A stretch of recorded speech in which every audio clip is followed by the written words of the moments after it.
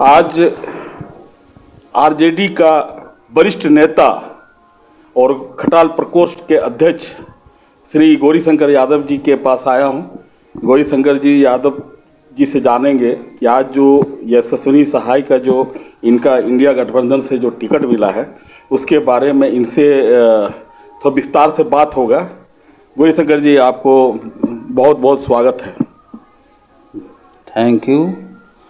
आज सबसे पहले रांची लोकसभा में महिला प्रत्याशी और युवा प्रत्याशी देने के लिए कांग्रेस के आलाकमान को धन्यवाद देता हूं और टिकट लेकर आने के लिए माननीय पूर्व केंद्रीय मंत्री शिवोतकांत सहाय जी को और उनके पुत्री यशस्विनी सहाय जी को धन्यवाद देता हूं, अग्रिम जीत के बधाई देता हूं कि देश के प्रधानमंत्री मोदी जी सिर्फ बात करते हैं कि महिलाओं को मान सम्मान के लिए, अगर उनका में अगर नैतिकता है तो रांची लोकसभा में एक युवा महिला प्रत्याशी है तो अपना प्रत्याशी हटा लें।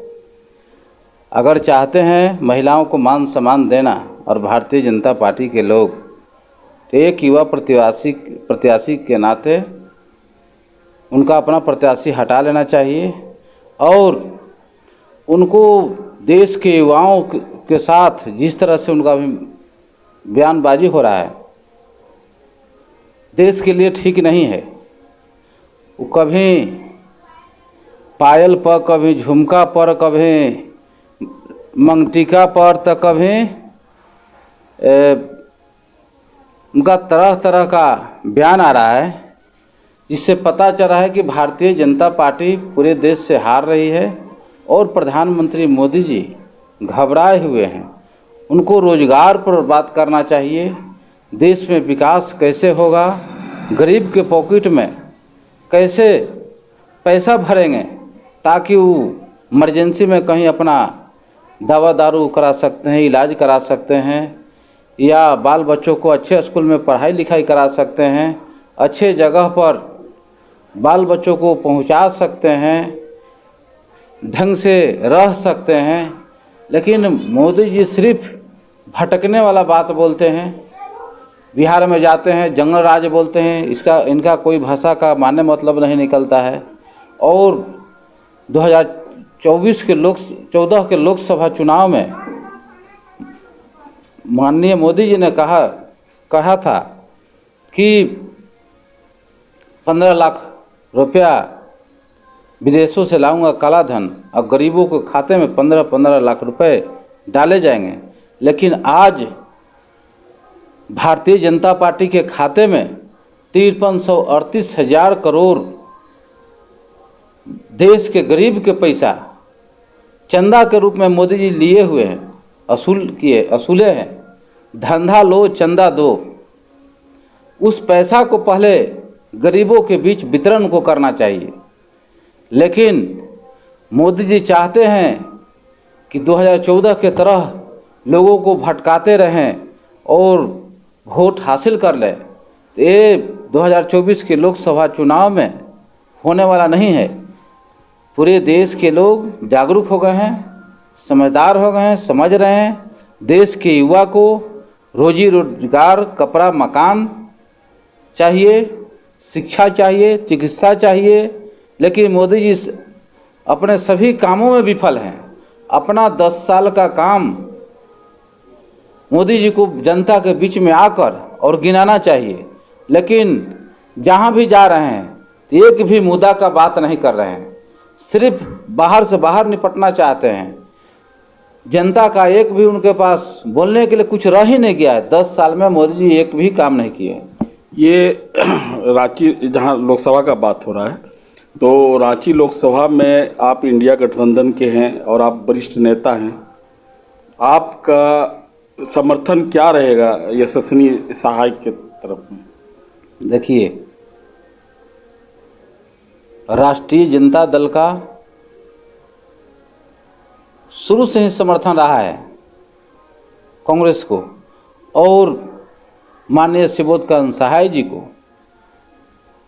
हटिया विधानसभा के लोग, जगन्नाथपुर खटाल के लोग, धुरवा के लोग, पूरे रांची के लोग, पूरे रांची लोकसभा के लोग माननीय सुबोधकांत सहाय जी को पहले से ही चाहते थे, और उनके सुपुत्री के आज टिकट मिला है तो पूरे रांची लोकसभा में एक खुशी के लहर है।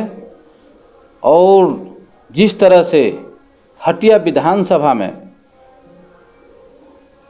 यहाँ पार्षद भी है भारतीय जनता पार्टी के पार्षद, मेयर भारतीय जनता पार्टी की, विधायक सांसद भारतीय जनता पार्टी के, लेकिन जिस तरह से रांची लोकसभा का दुर्दशा है कि यहाँ के लोग अब भारतीय जनता पार्टी से ऊब चुके हैं, त्रस्त हैं, लेकिन भारतीय जनता पार्टी सिर्फ नारा लगाने में, झूठ साच बोलने में परेशान है।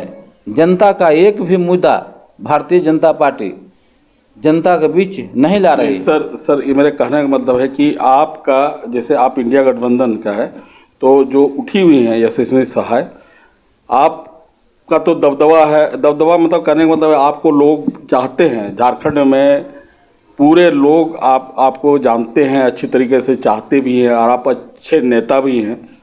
तो आपका क्या कोऑपरेट रहेगा, ये मैं थोड़ा जानना चाह रहा हूँ। मैं पहले ही बोला आपसे कि